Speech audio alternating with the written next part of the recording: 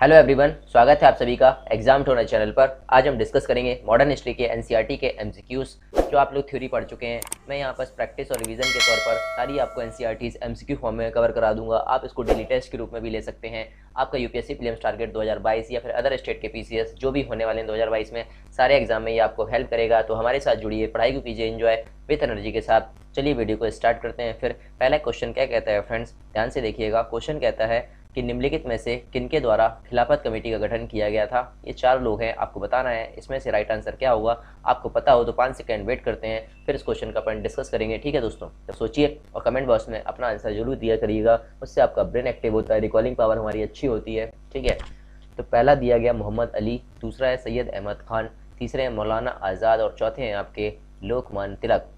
क्या होगा फ्रेंड्स इसका राइट आंसर।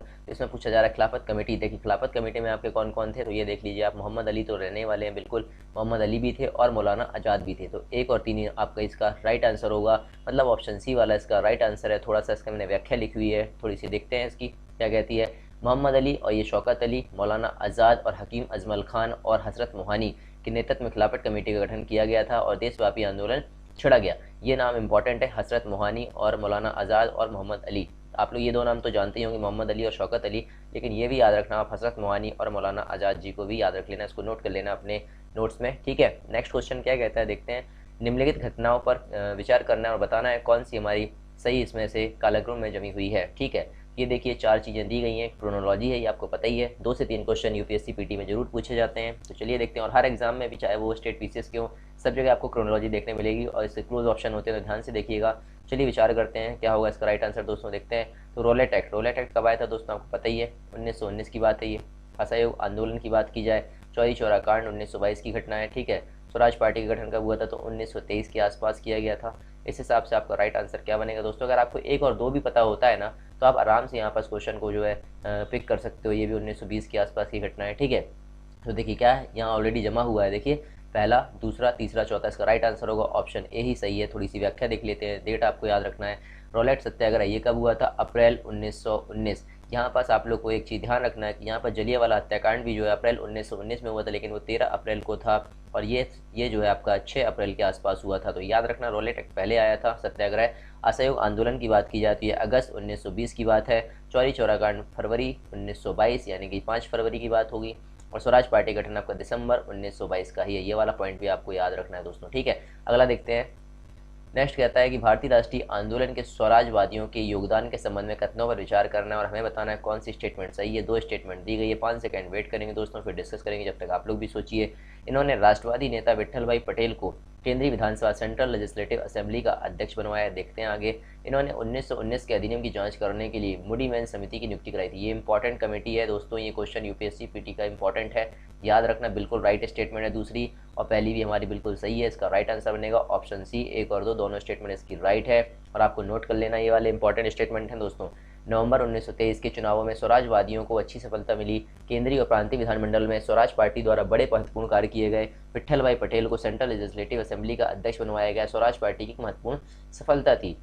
और 1919 के अधिनियम की जांच करने के लिए क्या कौन सी कमेटी बैठी थी, तो मूडी मैन समिति बैठी थी। इंपॉर्टेंट है, याद रखना आप लोग। ठीक है, इन्होंने दमनात्मक कानूनों को निरस्त करने के लिए भी संघर्ष किया था। नेक्स्ट क्वेश्चन क्या कहता है दोस्तों, निम्नलिखित में से कौन सा कारण स्वराज पार्टी की स्थापना के लिए उत्तरदायी है। देखिए ये उद्देश्य है, आपको पता होना चाहिए कौन सा इसका इंपॉर्टेंट है। बताइए आप लोग क्या होगा। 5 सेकंड वेट करते हैं, फिर क्वेश्चन को डिस्कस करेंगे।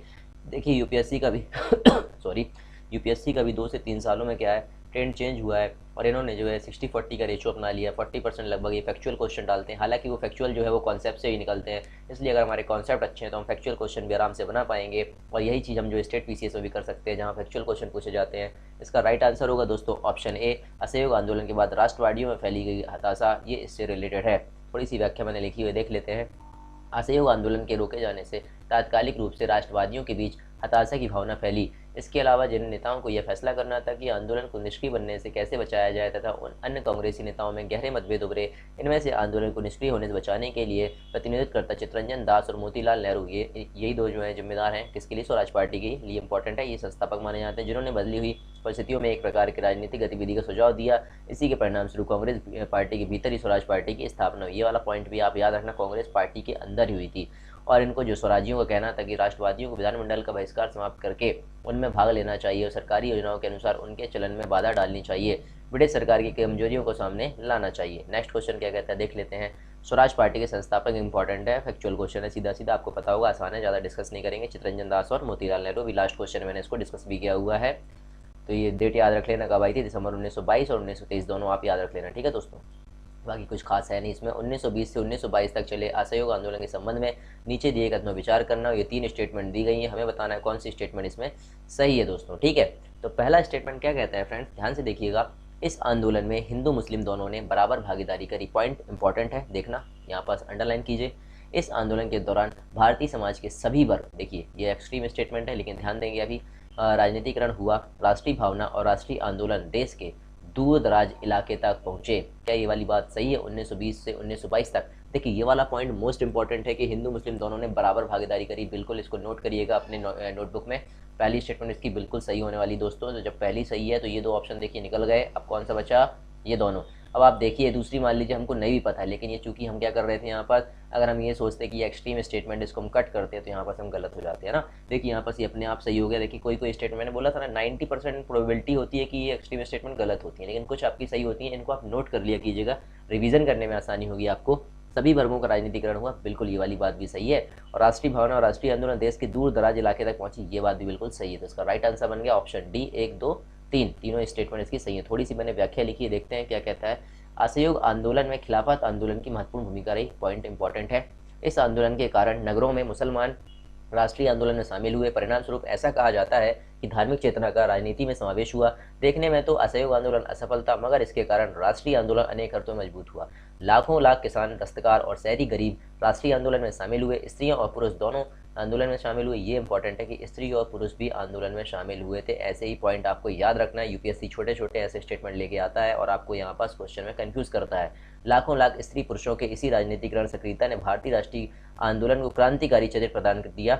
इस आंदोलन से भारतीय समाज के सभी वर्गों का राजनीतिकरण हुआ। इंपॉर्टेंट पॉइंट ये भी है। असहयोग आंदोलन के दौरान राष्ट्रीय भावना राष्ट्रीय आंदोलन के देश के दूर दराज के स्थानों तक प्रसार हुआ दोस्तों। तो आज के लिए बस इतना ही दोस्तों। पढ़ते रहिए, ध्यान रखिए अपना, मुस्कुराते रहिए। जो चैनल पर नए आए तो प्लीज़ चैनल को सब्सक्राइब कीजिए, नोटिफिकेशन बेल को प्रेस कर लीजिए और ऑल वाली बटन को आप इनेबल कर लीजिए, जिससे सारे नोटिफिकेशन आप लोगों तक मिलती रहे और सारे अपडेट आप तक पहुंचते रहे। तो अपना ध्यान रखिए, मिलते हैं अगले वीडियो में। और इससे पहले की वीडियो दोस्तों प्लेलिस्ट में जाकर जरूर देखिएगा। 6 पार्ट पहले मैं पूरे कर चुका हूँ, फिर एक मैं कंपाइल वीडियो भी आपको दे दूंगा, धीरे से मैं उस पर काम कर रहा हूँ। और आपको मैं पूरी हिस्ट्री, पॉलिटी, ज्योग्राफी और इकोनॉमिक जो मेरे से बन पाएगा पूरी आपकी एनसीईआरटी एमसीक्यू फॉर्म में मैं कवर कराने वाला हूँ दोस्तों। जितना हमें थ्योरी इंपॉर्टेंट होता है उसको हमको रिवीजन और प्रैक्टिस मोस्ट इंपॉर्टेंट होता है, तभी हमारा एग्जाम जो क्लियर होता है। क्योंकि पीटी देख रहे हैं ना आप लोग, 48 से 49 कट ऑफ भी नहीं जा रही, मतलब 50% लेस देन 50% ही कट ऑफ रह रही, लेकिन तो भी हम इसको क्वालिफाई नहीं कर पा रहे। तो कहीं ना कहीं हमारी मिस्टेक है ना कि हम सिर्फ पढ़ाई करते हैं, प्रैक्टिस पे ध्यान नहीं देते, रिवीजन पे ध्यान नहीं देते, मॉक टेस्ट पे ध्यान नहीं देते। मैं आपको डेली टेस्ट लगाऊंगा जितने दिन बचे हुए हैं, ये आप डेली टेस्ट के रूप में ले सकते हैं। चलिए मिलते हैं अगले वीडियो।